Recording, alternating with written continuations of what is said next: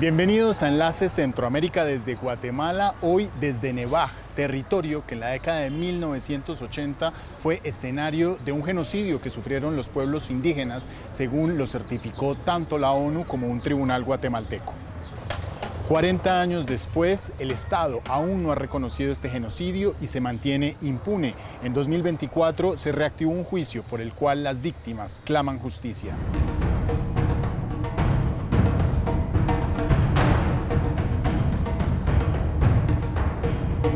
En Nevaj, al noroccidente de Guatemala, miles de indígenas maya fueron asesinados durante la guerra civil entre militares y comunistas.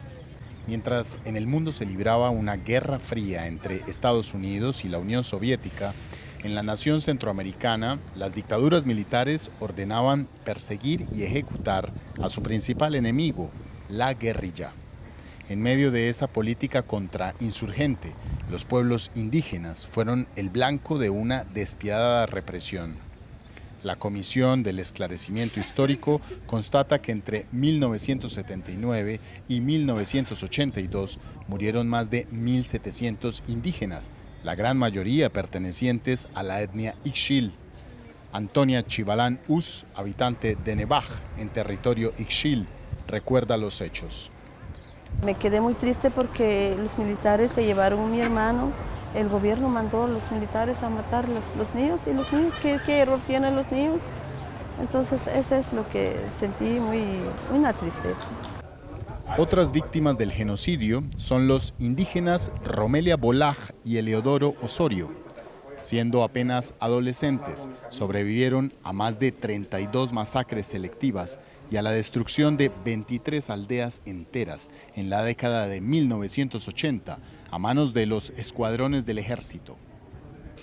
Los mataron a nuestros hermanos en todas partes, en el mercado, en el camino, en su trabajo, mujeres embarazadas, ancianos, niños.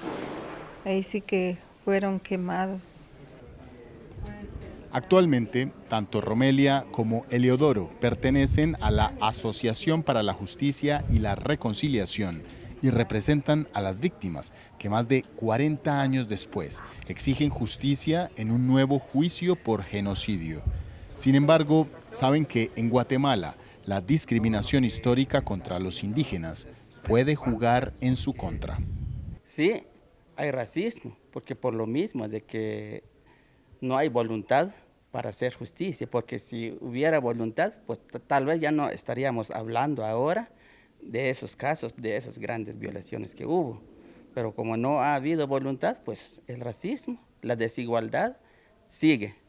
Y entonces por lo mismo estamos en pie de lucha. La primera querella que se presentó por el caso genocidio Ixil fue en el año 2001, pero la primera sentencia que realmente marcó un parteaguas en este proceso ocurrió en el año 2013, cuando un tribunal condenó al general Efraín Ríos Montt a 80 años de prisión por genocidio y delitos contra la humanidad. Pese al fallo del juez, la condena contra el dictador Efraín Ríos Montt no se hizo efectiva y años más tarde murió en la impunidad. Para los indígenas significó un logro de la corrupción y un ejemplo más de cómo en Guatemala la discriminación contra las etnias maya prevalece desde hace siglos. Una raíz y una fuente, y esto tiene que ver con que los pueblos ixiles y los pueblos mayas en Guatemala, desde la invasión y desde el proceso de colonización, han sido considerados una amenaza para el Estado.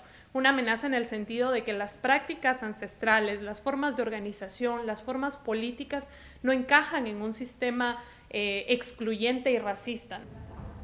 En 2017, un tribunal de mayor riesgo nuevamente concluyó que las masacres por las que murieron 1.771 indígenas constituyeron un genocidio. La sentencia estableció que los militares ejecutaron la política de tierra arrasada, en otras palabras, mecanismos de horror que incluyeron violaciones sexuales contra mujeres y niñas.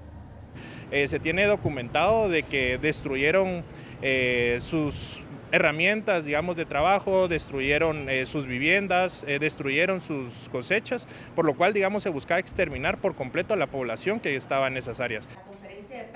Ahora, en 2024, la Oficina de Derechos Humanos del Arzobispado de Guatemala reavivó el juicio por genocidio, esta vez en contra de Manuel Benedicto Lucas García, ex jefe del Estado Mayor General del Ejército de Guatemala.